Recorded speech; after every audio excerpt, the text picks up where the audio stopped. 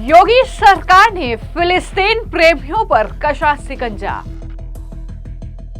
UP ATS ने मोहम्मद अयान, जैद और अबू सुफियान को किया गिरफ्तार। तीनों युवकों ने गाजा पीड़ितों की मदद के नाम पर करोड़ों की थी क्राउड फंडिंग।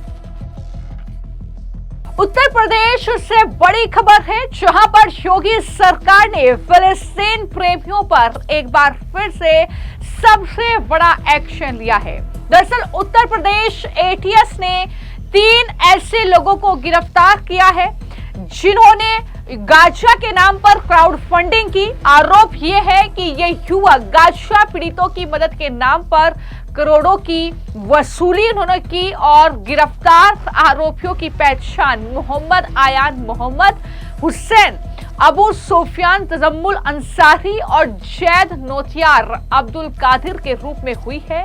महाराष्ट्र के भिवंडी से इन तीनों लोगों को दबोचा गया है। यानी उत्तर प्रदेश एटीएस ने महाराष्ट्र के भिवंडी में जाकर ये बड़ा एक्शन लिया, जहां पर इन 3 युवकों को गिरफ्तार किया गया है। तो एक बार फिर से उत्तर प्रदेश एटीएस को ये बड़ी सफलता हाथ लगी है।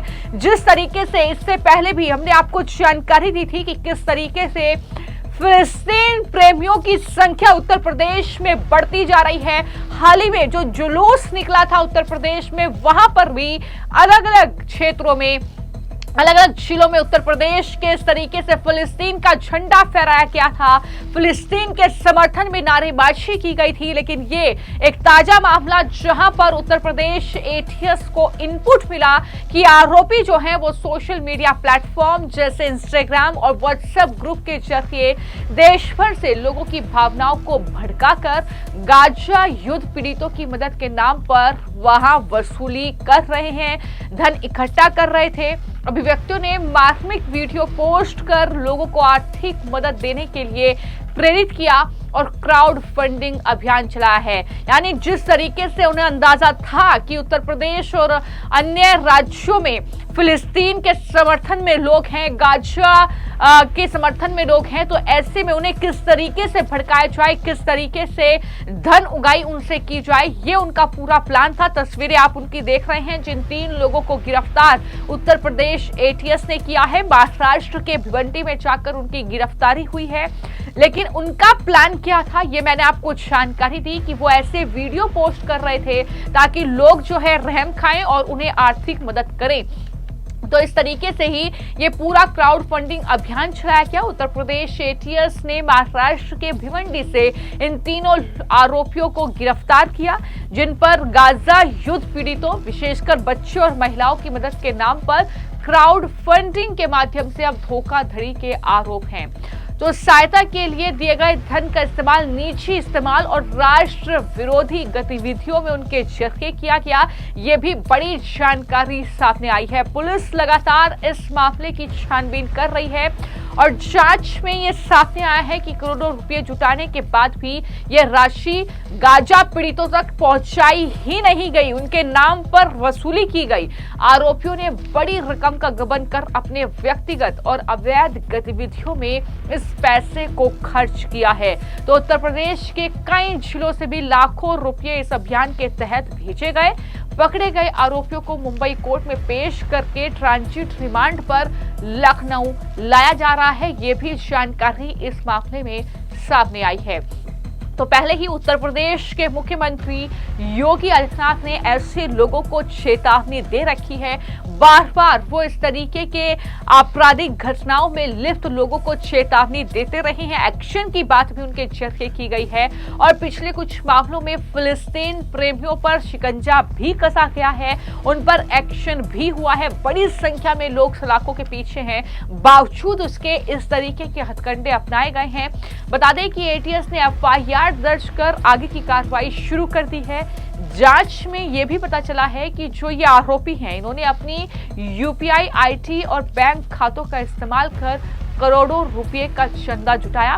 एटीएस के ही अधिकारियों ने यह जानकारी दी कि यह घटना आपदा के मौके पर लोगों की भावनाओं का फायदा उठाकर व्यक्तिगत लाभ कमाने का एक स्पष्ट तौर पर मामला दिखाई पड़ता है। आरोपियों के खिलाफ देश विरोधी और आपराधिक गतिविधियों में संलिप्त होने के आरोप में भी केस दर्ज किए गए हैं।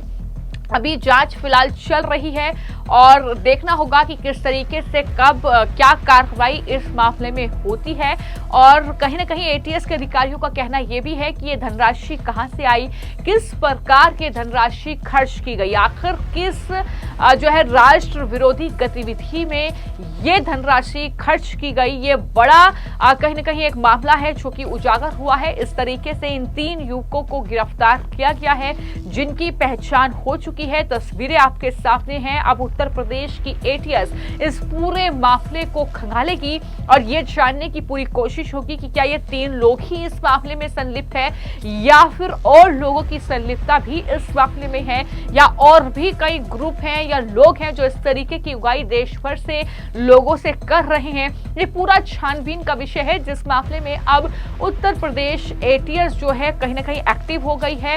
लगातार वो अब इस मामले की जांच करेगी और कहीं ना कहीं जिस तरीके से हम आपको लगातार जानकारी दे रहे हैं कि फिलहाल भारत में कहीं ना कहीं एक जहर खोलने की साजिश, एक जहर खोलने की कोशिश लगातार कुछ जो है इस तरीके के जो कह सकते हैं कि उपद्रवी तत्व हैं, जो कट्टरपंथी लोग हैं, उनके जरिए की जा रही है। तो ऐसे में सवाल बड़ा है कि आखिर इस पैसे का इस्तेमाल किस चीज के लिए किया जा रहा था, क्या आतंक के लिए किया जा रहा था या अन्य जो राष्ट्र विरोधी गतिविधियां चल रही हैं, चाहे वो देश में घुसपैठियों को बसाना हो, चाहे भारत को आर्थिक रूप से कमजोर करने की जो बड़ी साजिश चल रही है उस मामले में हो, तो किस तरीके से इस पैसे को खर्च किया जा रहा था। इन 3 लोगों की गिरफ्तारी हुई है। तीनों लोगों से पूछताछ उत्तर प्रदेश एटीएस करेगी क्योंकि महाराष्ट्र से इन लोगों को लखनऊ लाया जा रहा है। तो ऐसे में अब लखनऊ में इन लोगों से छानबीन होगी और उन लोगों की भी जांच पड़ताल की जाएगी जिन्होंने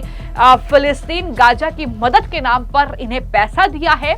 और इस तरीके से अब हम कार्रवाई इस मामले में आगे देखेंगे कि किस तरीके की कार्रवाई होती है। लेकिन फिलहाल जैसा कि मैंने आपको जानकारी दी कि कुल 3 लोगों को गिरफ्तार किया गया है उत्तर प्रदेश एटीएस के जरिए, मोहम्मद अयान, जैद और अबू सुफियान। लेकिन इससे पहले भी फिलिस्तीनी प्रेमियों पर शिकंजा कसा गया है, कई लोगों पर गिरफ्तारी हुई है। फिलिस्तीन का झंडा फहराने के नाम पर, फिलिस्तीन के समर्थन में नारेबाजी करने के नाम पर। और एक बार फिर से हम ये एक्शन उत्तर प्रदेश में सीएम योगी आदित्यनाथ के कार्यकाल में देख रहे हैं, जहां पर उत्तर प्रदेश की एटीएस सक्रिय है और जो गाजा पीड़ितों के नाम पर मदद की जो क्राउड फंडिंग चल रही थी उसमें अब क्या बड़े खुलासे आने वाले वक्त में होंगे, क्या पुलिस खुलासा करेगी, क्या कुछ उत्तर प्रदेश एटीएस के अधिकारी सक्रिय रहेंगे, ये आने वाले वक्त में देखना होगा।